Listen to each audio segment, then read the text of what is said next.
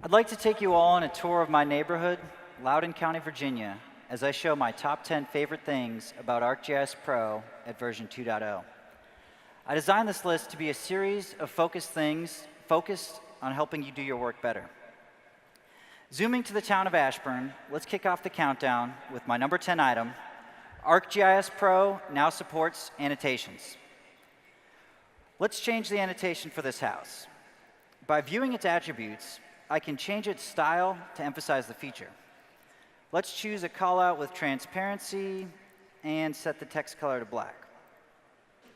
Now, using feature-linked annotation, I can select the address point and edit its attributes to correct the house number. I'll then use the new annotation edit tool to reposition my recently updated annotation exactly where I want it. Better yet, I can fix this street name by taking advantage of something you've all been wanting to do: edit text directly on the map.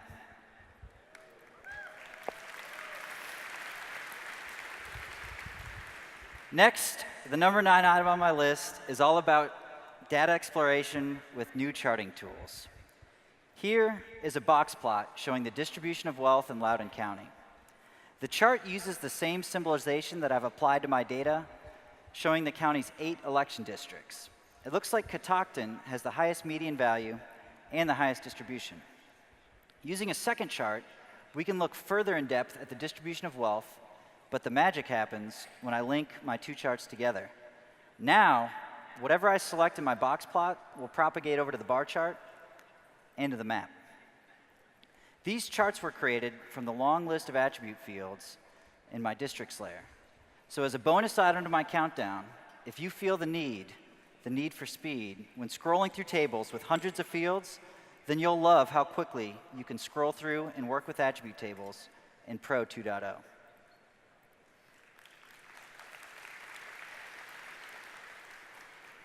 My next countdown item is layout improvements. Adding your charts to layouts is new to Pro, as shown here. What's even more exciting is that these charts update dynamically as I move from page to page in this map series. Also, since the very beginning, you've been asking for grids and graticules in Pro. And here they are. And if all that wasn't enough for you, here's one more layout improvement. Just like your charts, your map legends can also be set to update dynamically. Moving over to Dulles International Airport, let's check out my number 7. The AutoGeo Reference tool is one of several new imagery enhancements in Pro. Adding in an older aerial image and manually fitting it to the display, I can clearly see that it's misaligned. When I run the tool, it can find tie points from the World Imagery Service from ArcGIS Online, which it uses to transform the image to its proper position. Upon completion, you can clap.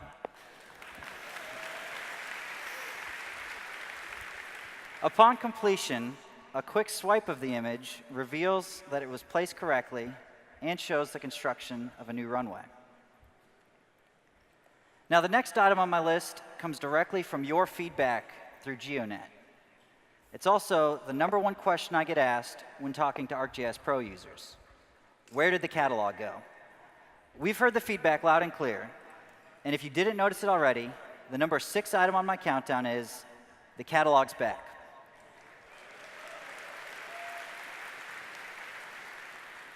Reborn from the project page, the catalog pane features a new favorite section that stores all of your commonly used folder, database, and server connections, in addition to a growing list of support for OGC standard services.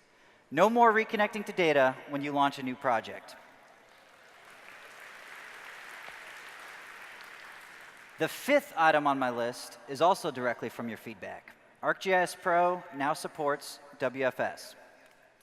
Let's examine a WFS layer I'm reading in from the USGS. If I wanted to find out which rock types are present in Loudoun County, I could use this WFS geology layer in the CLIP geoprocessing tool. Once complete, I'm left with a subset of the data over Loudoun County, and I can then use a chart to view which specific rock types are present in the county and in what quantities. And that'll show up in just a second when the WFS draws. There we go. All right, so now that that's in there, we can view my chart. And the output from the clip geoprocessing tool shows us which rock types are present just in the county.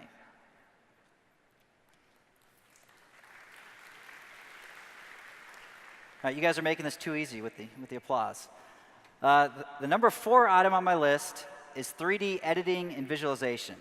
Let's fly over to one of my favorite restaurants in Leesburg, which used to be an old train station. These buildings were created from this coarse LiDAR data that didn't properly capture the geometry of the old train platforms. Using the multi-patch editor, I can fix the issue by splitting the roof surface in half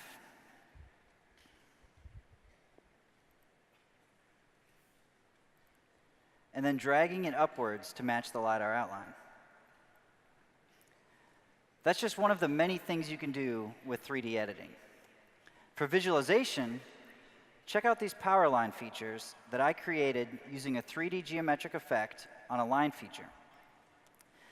The power pole markers are attribute controlled, so by updating the spacing and height fields, I can control how the poles are visualized. This is a powerful tool for viewing design alternatives. Let's check out that change from another angle.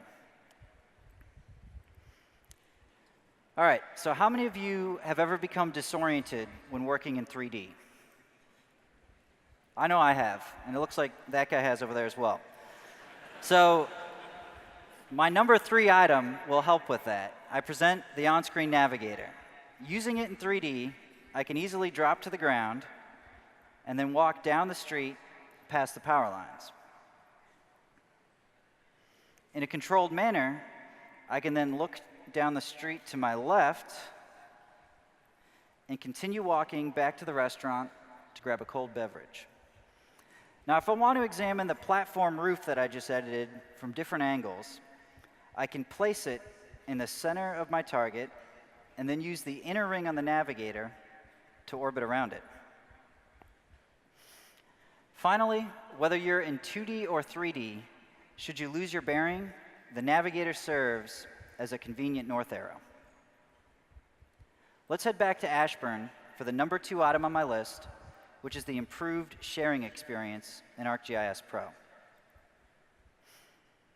At version 2.0, we've extended the idea of a connected desktop, making it even easier and faster to share your work with your organization.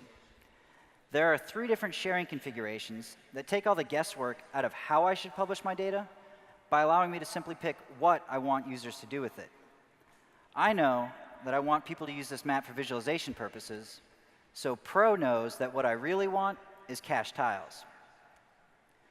Now, before I dramatically reveal what the number 1 item on my top 10 countdown list is, I want to show you a fun new feature of Pro that you may not have seen before.